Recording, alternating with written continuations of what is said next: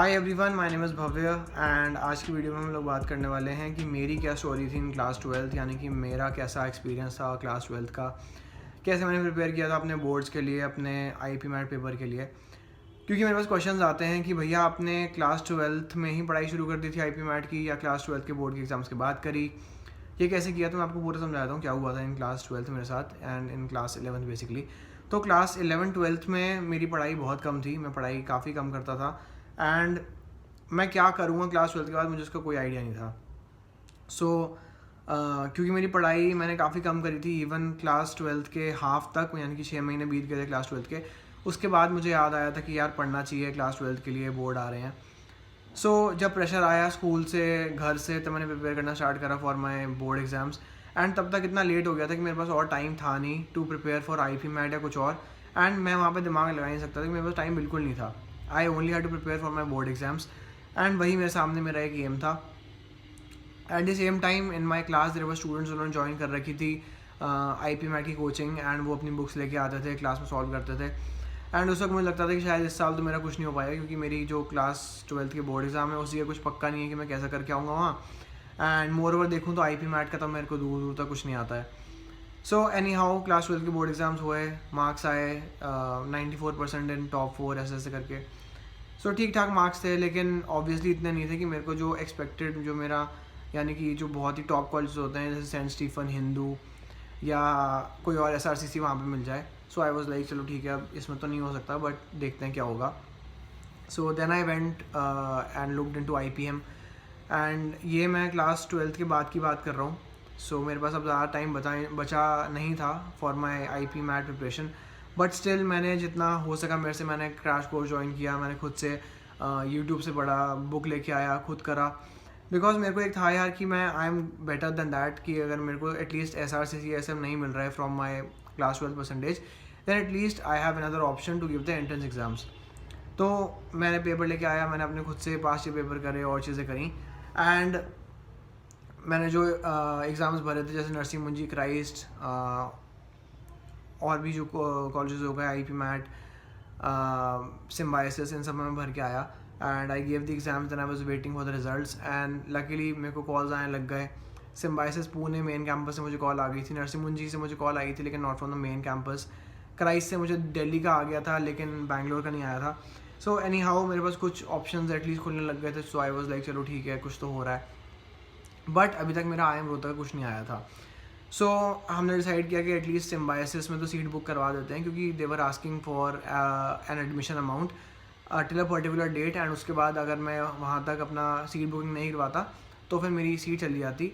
I had to book my at least Symbiosis seat as a backup option. And मैंने वो अपनी seat book करवाई and then I was waiting for I M Rohtak.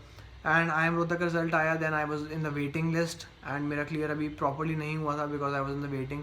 3-4 दिन wait करने के बाद मेरे को एक फाइनल मेल आई कि that I have been selected and that was a very happy day for me, because मेरे को फाइनली लगा चलो ठीक है यार, रोहतक में हो गया admission. And I was very happy that 5 year का प्रोग्राम है, आई एम से है। ऑब्वियसली मैं सिम्बाइसिस से अपना जो एडमिशन है वो हटवा दिया and I finally enrolled into I M Rohtak. Basically this was my story. अब इसमें अगर कोई मुझसे पूछता है कि भैया आपने कितने महीने प्रिपेयर किया, आपने कैसे किया, तो यार सुनने में लगेगा कि मैंने तो बस 2-3 महीने प्रिपेयर करके आई एम रोहतक निकाल दिया, लेकिन ऐसी बात नहीं होती है।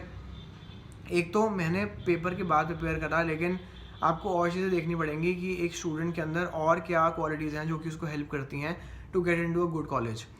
पहले तो आपको प्रिपेयर मेरे को बहुत हार्ड वे करना पड़ा, मेरे को 2-3 महीने बिल्कुल लग के सब कुछ बंद करके बिल्कुल प्रिपेयर करना पड़ा था। मैंने अपना फ़ोन ही बंद कर दिया था फॉर लाइक 1 मंथ, तो मेरा फ़ोन बंद था पूरा। एंड उसके बाद ये सब करने के बाद मैंने काफ़ी मेहनत करी, तब भी मेरी प्रिपरेशन इतनी नहीं थी कि I could get into I am Indore. अगर मैंने ये चीज़ करी होती बहुत पहले से, देन मेरा आई एम इंदौर या कोई और अच्छा कॉलेज भी क्लियर हो गया होता, सुखदेव जैसा, DU जैट के थ्रू। बेसिकली ये गलती थी, लेकिन मैं आपको बता रहा हूँ मेरी स्टोरी, तो मैं आपको बिल्कुल जो मेरे साथ हुआ वही बता रहा हूँ। मैंने काफ़ी हार्ड वे तैयारी करी उसकी। उसके बाद मैंने उससे पहले अपने बोर्ड से फोकस किया था, तो बोर्ड्स के परसेंटेज मैटर करती है। 96 मेरी क्लास 10th में थी, 94 मेरी क्लास 12th में थी। That really help me in my interview, क्योंकि जब मैंने जाके बताया in my interview that I have score 94 in class 12 and 96 in class 10th, they were kind of happy, चलो ठीक है यार कि बच्चा एटलीस्ट अकेडमिक्स में ठीक है। देन द नेक्स्ट चीज़ इवन दो मैं क्लास 11-12 में और पढ़ाई नहीं कर रहा था, लेकिन I was into other co curricular stuff and I was into stock market, portfolio संभालना, थोड़ा बहुत स्पोर्ट के मेरे पास अचीवमेंट्स थे पहले. So to get into a college is not just preparation for entrance exam या आपका कैसा है, आपको इन टोटल अपने आप को देखना पड़ेगा कि आप हर चीज़ में ठीक हैं कि नहीं है, तब जाके आपका कोई एडमिशन पक्का होता है इन एनी कॉलेज. मेरी अगर कोई एडवाइस आपको लेनी है तो वो यही है कि आपको सारे कॉलेजेस में भर के आने हैं फॉर्म, क्योंकि आपको नहीं पता आपका किस में हो जाए किस में नहीं हो. अगर मैं फॉर्म ना भरता तो शायद मैं रोहतक में नहीं होता, लेकिन आपको फॉर्म सबके भरने चाहिए. उसके बाद अपना बेस्ट दो और वेट करो, जहाँ भी हो जाए वहाँ पे जाना चाहिए. ड्रॉप लेने कोई फ़ायदा नहीं है, बिकॉज ड्रॉप लेके आपका टाइम वेस्ट ही होगा घर पे. सो बेटर है कोई कॉलेज ज्वाइन कर लो. अगर आपको लगता है कि आपको नेक्स्ट ईयर पेपर दोबारा देना है, you can give the paper again in the next year. So that is it from my side. मेरे हिसाब से अपना प्लान ABCD रेडी रखो हमेशा. मेरे पास सिम्बाइसिस की बैकअप था अगर मेरा IIM में नहीं होता. एंड ये चीज़ आपको समझनी होगी यार, ऐसा नहीं है कि अगर आप मेहनत करते भी हो तो भी हमेशा आपको चीज़ मिल जाएगी जो आप चाह रहे हो. एंड मेरे को भी ये चीज़ पता थी, क्योंकि जब मैंने 2-3 महीने तैयारी करी है तो मैंने बस अपने लिए करी थी वो तैयारी कि मेरे को रिग्रेट ना रहे बाद में. अगर मेरे को IIM नहीं भी मिलता तो मुझे एटलीस्ट रहता कि चलो यार, एटलीस्ट जो लास्ट के 2-3 महीने थे मैंने उसमें प्रिपेयर तो किया, मैंने बेस्ट तो दिया. तो अपना बेस्ट दे के आओ यार. अगर IIM में नहीं होता तो ऐसा कुछ नहीं है कि तुम्हारी लाइफ खत्म हो जाएगी या कुछ और नहीं हो पाएगा. और भी बहुत कॉलेजेस हैं, सिम्बाइसिस हो गया, नरसिंह मुंजी हो गया, होटल मैनेजमेंट है, क्लैट है, इतने पेपर्स हैं, सब दे के आओ.